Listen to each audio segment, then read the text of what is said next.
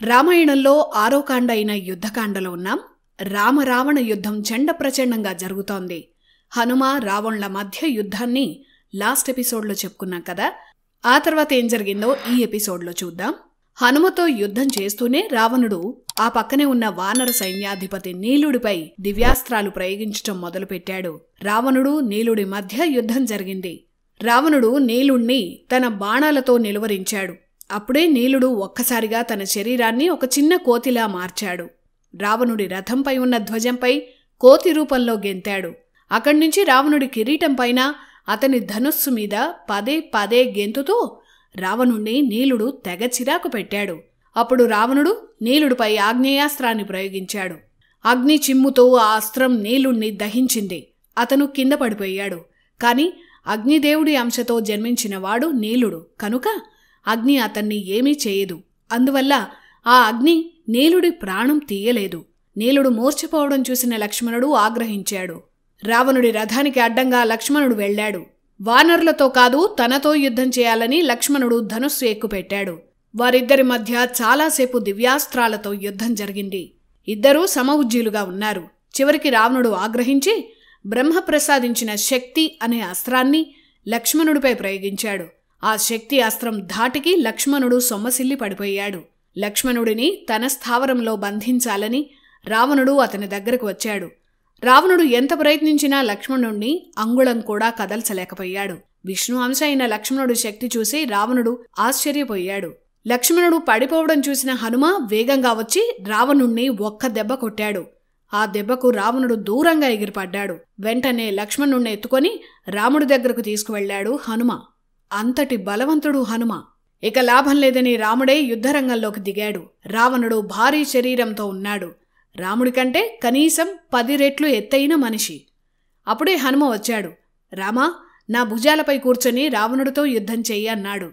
హనుమ కూడా రావణుడితో సమానమైన ఎత్తుకి తన శరీరాన్ని పెంచాడు. అతని భుజాలపై రాముడు కూర్చొని అద్భుతమైన దివ్యాస్త్రాలతో రావణుణ్ణి చిత్తు చేస్తున్నాడు.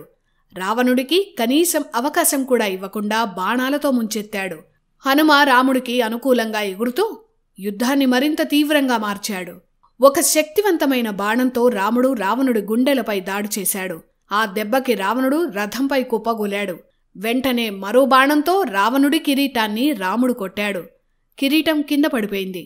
అవమాన భారంతో రావణుడు దీనంగా రథంలో కూర్చున్నాడు. అప్పుడు రాముడు ఇలా అన్నాడు: ఓ రావణ, నువ్వు యుద్ధంలో అలసిపోయావు. నీ రాజభవనానికి వెళ్ళు.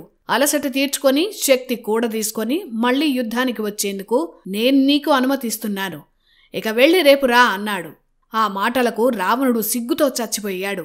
దీనావస్థలో ఉన్న రావణుడు ఇక చేసేది లేక తన భవనానికి వెళ్ళిపోయాడు. అలా యుద్ధంలో మొదటిసారి రావణుడు ఒక నరుడైన రాముడి ధనుర్విద్య ముందు ఓడిపోయాడు. రావణుడు తన రాజభవనానికి వెళ్లాడు. ఓటమి భారంతో కుంగిపోయాడు. తన రాక్షస ప్రముఖుల ముందు దిగాలుగా కూర్చున్నాడు. అప్పుడే రావణుడు తన మరణ కారణాలను శాపాలను గుర్తు చేసుకుని భయపడ్డాడు. దేవదానవులతో మరణముండదని బ్రహ్మ రావణునికి వరం ఇచ్చాడు.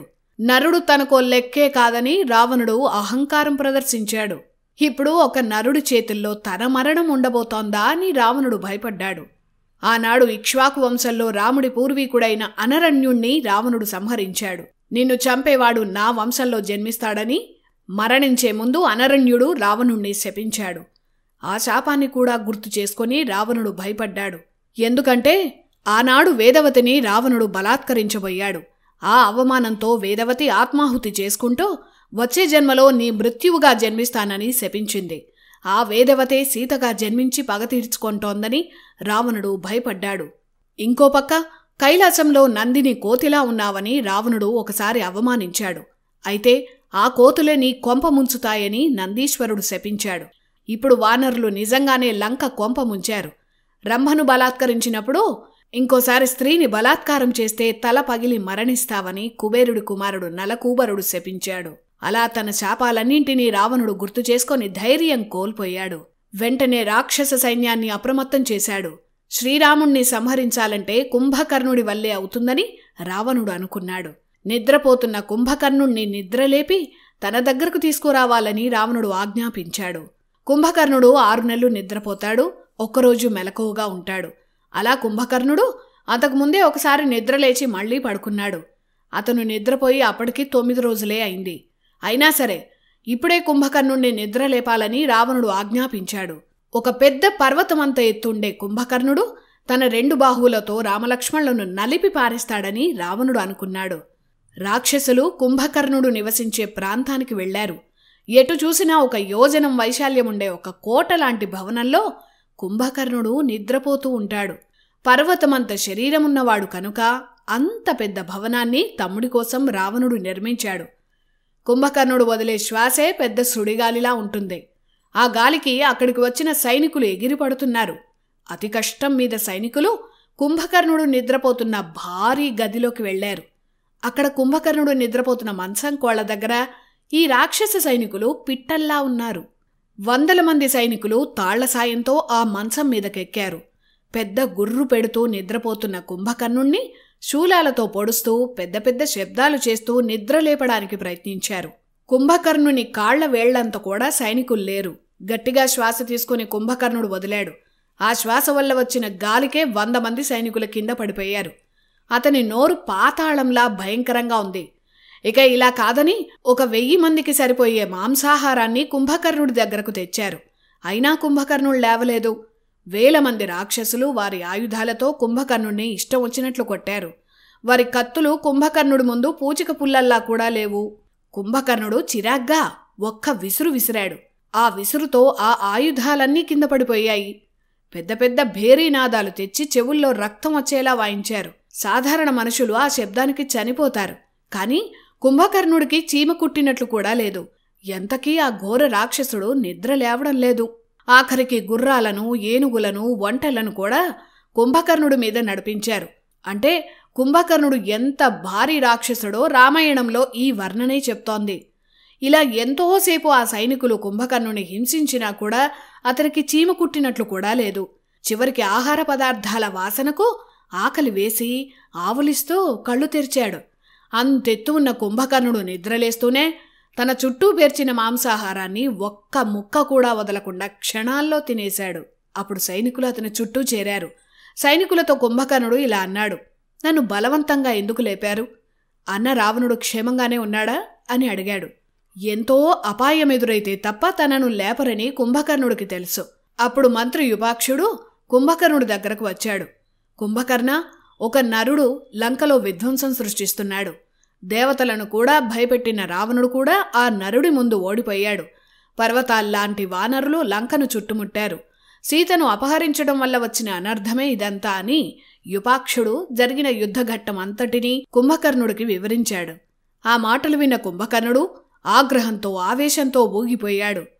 యుపాక్ష, ఆ వానరులను రాముణ్ణి సంహరించిన తర్వాతే నేను అన్నగారిని కలుస్తానని చెప్పు అని అన్నాడు. మరో మంత్రి మహోదరుడు కుంభకర్ణుడి దగ్గరకు వచ్చాడు. కుంభకర్ణ, ముందుగా మీ అన్నగారిని కలిసిన తర్వాత వ్యూహం ఏంటో ఆలోచిద్దామన్నాడు. సరే అన్నాడు కుంభకర్ణుడు. ఆ తర్వాత కుంభకర్ణుడు శుచిగా స్నానం చేశాడు. అన్ని ఆభరణాలు అలంకరించుకుని సైన్యంతో కలిసి రావణుడి రాజభవనం వైపు వెళుతున్నాడు. అతని అడుగుల చప్పుడుకి భూమి కంపిస్తోంది. అంతెత్తు కోటగోడలున్న లంకానగరంలో కుంభకర్ణుడు నడుస్తుంటే అంతకన్నా ఎత్తుగా ఉన్న కుంభకర్ణుడు దూరం నుంచే భారీగా కనిపిస్తున్నాడు. దూరంగా పర్వతమంత ఎత్తున్న కుంభకర్ణుణ్ణి చూసి కోట బయట ఉన్న వానరులు భయపడ్డారు. వారు భయంతో రాముడి దగ్గరకు పరిగెత్తారు. అంతకుముందెప్పుడూ చూడనంత భారీ ఆకారంతో ఉన్న ఆ రాక్షస వీరుణ్ణి చూసి రాముడు కూడా ఆశ్చర్యపోయాడు. పెద్ద కిరీటం, భుజకీర్తులతో అలంకారంతో ఉన్న ఆ భారీ కుంభకర్ణుణ్ణి చూసి యుద్ధానికి వస్తున్నాడని అనుకున్నాడు. తన ధనుస్సు తీసి సిద్ధంగా ఉన్నాడు. ఇంత భారీగా ఉన్న ఇతనెవరని రాముడు విభీషణుణ్ణి అడిగాడు. అప్పుడు విభీషణుడు ఇలా చెప్పాడు, రామా, ఇతను కుంభకర్ణుడు, నాకు అన్న, రావణుడికి తమ్ముడు. యుద్ధంలో ఆ యముణ్ణి ఇంద్రుణ్ణి కూడా ఓడించాడు. ఇతని భారీ శరీరంతో సమానమైన రాక్షసుడు ఏ లోకంలోనూ లేడు. కుంభకర్ణుడు యుద్ధానికి వస్తే దేవతలు గంధర్వులు కూడా వణికిపోతారు. అంతటి శక్తివంతుడు. పుట్టుకతోనే భారీ శరీరాన్ని పొందాడు. చిన్న వయసులోనే ఒక మర్రి చెట్టంత ఎత్తుండేవాడు. ఆకలికి తట్టుకోలేక అడవిలో కనిపించే ప్రాణులన్నింటినీ భక్షించేవాడు. నరమాంస భక్షకుడు కూడా. అతని బాధ భరించలేక ప్రజలు ఇంద్రుణ్ణి వేడుకున్నారు. అప్పుడు ఇంద్రుడు తన వజ్రాయుధంతో కుంభకర్ణుణ్ణి గట్టిగా కొట్టాడు. ఆ కోపంతో కుంభకర్ణుడు ఇంద్రుడు ఐరావతం దంతాన్ని పెకలించి ఆ దంతంతో ఇంద్రుడిపై దాడి చేశాడు. కుంభకర్ణుని ఇంద్రుడు కూడా ఏమీ చేయలేక అతని దారుణాలను బ్రహ్మకు చెప్పాడు. నాకు రావణ కుంభకర్ణులకు బ్రహ్మ తాతగారవుతారు కాబట్టి బ్రహ్మ కుంభకర్ణుణ్ణి పిలిచి మందలించాడు. అప్పుడు కుంభకర్ణుని నిద్ర ఆవహించేలా బ్రహ్మ చేశాడు. నిద్ర మాత్రమే కాకుండా నిద్రలో ఉన్నప్పుడు చచ్చిన వాడిలా పడి ఉంటావని కుంభకర్ణుణ్ణి బ్రహ్మ శపించాడు. తనకెంతో బలమనుకున్న కుంభకర్ణుడు శాశ్వతంగా నిద్రలోనే ఉంటాడని తెలిసి రావణుడు బాధపడ్డాడు.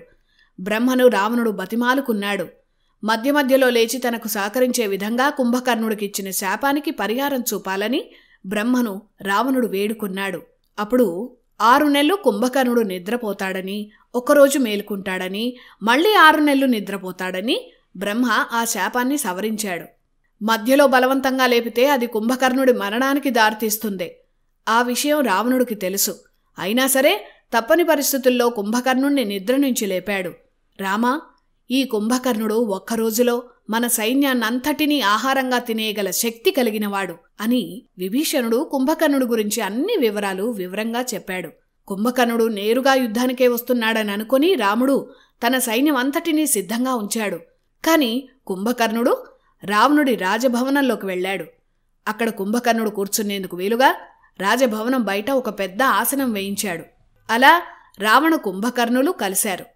శ్రీరాముడు వానరసేనతో సాగరంపై వారధి నిర్మించి రావడం, యుద్ధంలో బీభత్సం సృష్టించటం, ఈ ఘట్టాలన్నీ రావణుడు కుంభకర్ణుడికి వివరంగా చెప్పాడు. ప్రధాన వీరులు యుద్ధంలో మరణించారు. రామలక్ష్మణులను నువ్వు సంహరించాలి, అందుకే నిద్రలేపానని రావణుడు కుంభకర్ణుడికి చెప్పాడు. రావణుడు తన బాధను నిస్సహాయంగా చెప్పిన వెంటనే కుంభకర్ణుడు బిగ్గరగా నవ్వాడు. నీ పాపాలే నిన్ను నాశనం చేస్తున్నాయని రావణుణ్ణి అన్నాడు. సీతను అపహరించేటప్పుడు రాబోయే ఫలితాలెలా ఉంటాయో ఊహించని అహంకారం వల్ల ఇప్పుడు ఈ పరిస్థితి వచ్చిందని కుంభకర్ణుడు అన్నగారిని అన్నాడు. సీతను రాముడికి అప్పగిస్తే ఈ యుద్ధభయం తొలగిపోతుందని సలహా ఇచ్చాడు. కుంభకర్ణుడి మాటలకు రావణుడికి ఆగ్రహం కట్టలు తెంచుకుంది. సహాయం కోసం పిలిస్తే ఇలా నీతి వాక్యాలు చెప్తున్నావా అని కుంభకర్ణుణ్ణి రావణుడు నానా మాటలన్నాడు. కాసేపటికి కుంభకర్ణుడే రావణుణ్ణి శాంతింపజేశాడు. ఎవరు తప్పు చేసినా నిన్ను కాపాడుకోవడం నా బాధ్యత అని కుంభకర్ణుడన్నాడు. యుద్ధంలో విధ్వంసం సృష్టించి నీకు విజయాన్ని దక్కిస్తానని అన్నకు మాటిచ్చాడు. శ్రీరాముణ్ణి సంహరిస్తానని అన్నాడు. కుంభకర్ణుడి ఆయుధం శూలం. ఆ శూలం 2 తాటి చెట్లంత పొడవుగా ఉండే భయంకర శూలం. ఆ శూలం అతని చేతిలో ఉన్నంతసేపు కుంభకర్ణుణ్ణి ఓడించటం కష్టం. కవచం ధరించి మహావీరుడిలా అలంకరించుకొని కుంభకర్ణుడు యుద్ధానికి సిద్ధమయ్యాడు. ఒక భారీ సైన్యంతో కుంభకర్ణుడు శ్రీరాముడున్న చోటికి బయలుదేరాడు. కుంభకర్ణుడి శరీరం ఎంత భారీగా ఉంటుందో రామాయణం వివరించింది. అతని శరీరం చుట్టుకొలత 100 ధనస్సుల ప్రమాణమని రాశారు. 100 ధనస్సులు అంటే 200 గజాలు. అంటే సుమారుగా 150 మీటర్ల చుట్టుకొలత ఉన్న భారీ శరీరంతో కుంభకర్ణుడు అడుగులు వేస్తుంటే భూమి అదురుతూ ఉండేది. ఇక కుంభకర్ణుడు ఎత్తు 600 ధనుస్సులు అంటే 1200 గజాలు. ఈ లెక్కన సుమారు 900 మీటర్ల పొడుగు. రామాయణంలో వర్ణించిన లెక్కలే ఇవి. సుమారుగా ఒక 100 అంతస్తుల భవనం ఎంత ఎత్తుగా ఉంటుందో కుంభకర్ణుడు అలా ఉంటాడని అనుకోవచ్చు. అలాంటి కుంభకర్ణుడి ముందు వానరవీరులు చిన్న చిన్న వానరాల్లా ఉన్నారు. రాముడు అతని పాదమంత ఎత్తు కూడా లేడు. మరి అతి భయంకరమైన కుంభకర్ణుడు వచ్చాక యుద్ధం ఎలా సాగిందో నెక్స్ట్ ఎపిసోడ్లో తెలుసుకుందాం. జై శ్రీరామ్.